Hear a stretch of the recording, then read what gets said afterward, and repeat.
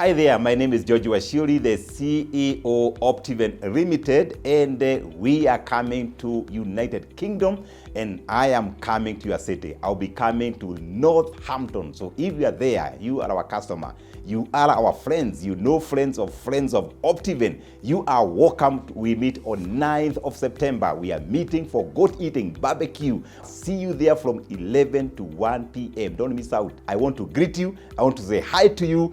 Do not miss. Watu wote wa Northampton and the surrounding tupatane pale. Sasa nataka kukuona. Let's meet right there, 9th of September. Optiven, inspiring possibilities.